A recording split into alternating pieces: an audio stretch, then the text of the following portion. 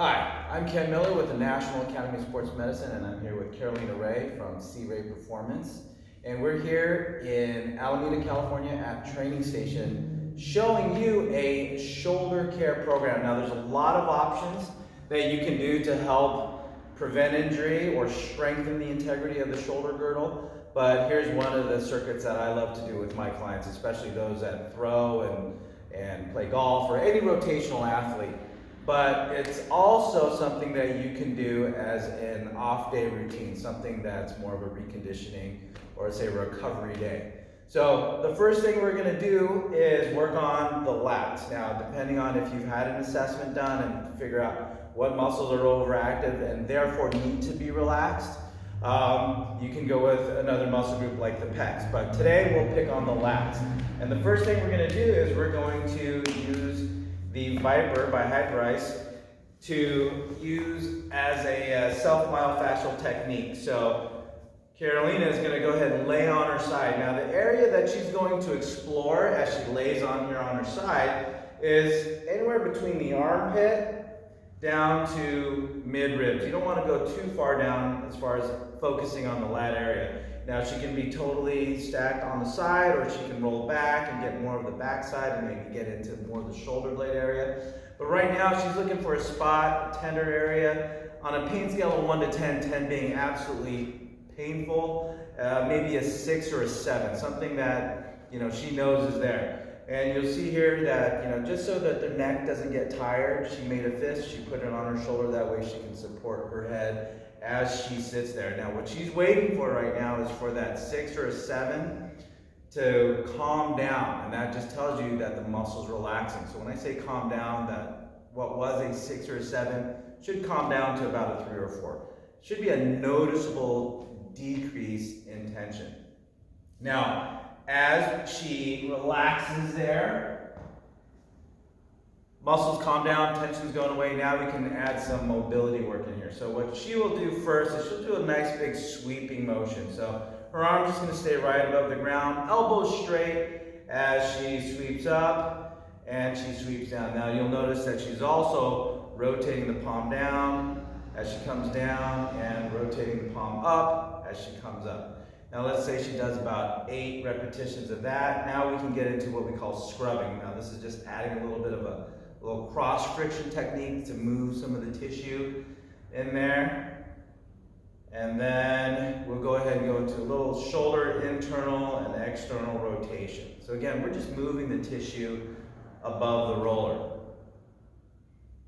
Right? So fast forward 8 to 10 repetitions there. Now we can add a little bit of overhead flexion. So as she extends up, she'll come back down and she'll go ahead and rotate in, rotate out, and get a press. Perfect. So again, we're doing this so that we can relieve some of the tension in that tissue. So in this case, we are working on her lats. So now that the muscle is nice and relaxed, using the self-myofascial technique, now we're going to go ahead and do a lat stretch.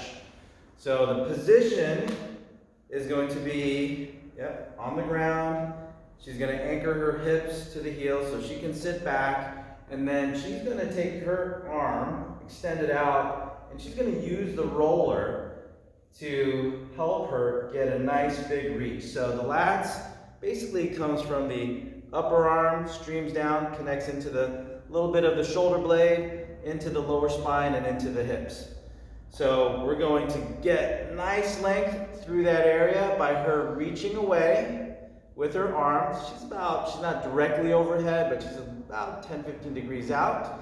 As long as there's no problems, we can go ahead and keep that angle. But because the lats connect not just up here, but also down in the hips, I can also get some more length by having her do a little bit of a lateral tilt of the hip just to get a little bit more length out of that area. And she's going to hold this stretch about 30 seconds. So from a stability, or just from the standpoint of trying to help create stability, we're going to go with a static stretch. But as we progress into more strength, we can now turn this more into a repetition-based active stretch. All right? Perfect. Let's go ahead and take this away. So we're going to stand up now. So as we've got the muscles to relax, now we're trying to activate the muscles that surround the shoulder. So one of the basic exercises that I love to use is an elbow curl. Again, no equipment, but what we are going to do here is make a little bit of a half fist. She's going to put her knuckles right against her temple. Just go ahead and stand up a little bit more upright right there. And you'll notice her thumbs, as they point down, they should point down right into her clavicle. And that just gives you the idea or the sense that with good, proper alignment between the ears, shoulders, and hips, if the head is in a good position, this thumb is going to point down more at her collarbone, and versus if her head was forward, then her thumbs will be pointing at her toes. So this is just one cue that will help you or the client figure out that if you're in a better position. So from here, she's just going to go ahead and pivot. Wrist stays nice and neutral. She's going to bring her elbows forward and back and forward. So this is more of an active stretch she's coming into and out.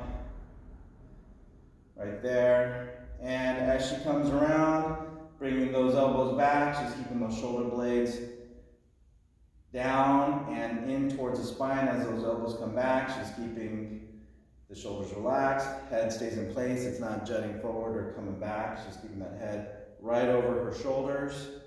10 to 12 reps, good for that. Now the next sequence I want to show you is a great burner for the shoulders, what we call push-pulls. So first we're going to start off, we'll go left hand, left palm faces away, right palm comes in. She's going to grasp.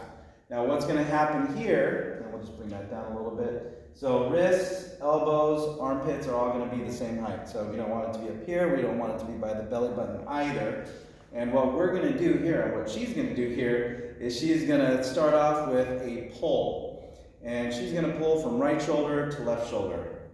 So as far as she can go, still keeping good shoulder integrity. She's not shrugging, she's not rotating through the spine, and she's just offering some tension. So imagine it's kind of like you're dragging your brother down the street, right? There's some resistance, but they're still coming along, right? So let's say we got 10 of those. Then she's going to hold center, and she's going to go small circles forward. Still offering tension, but not so much tension she's going to break her grasp.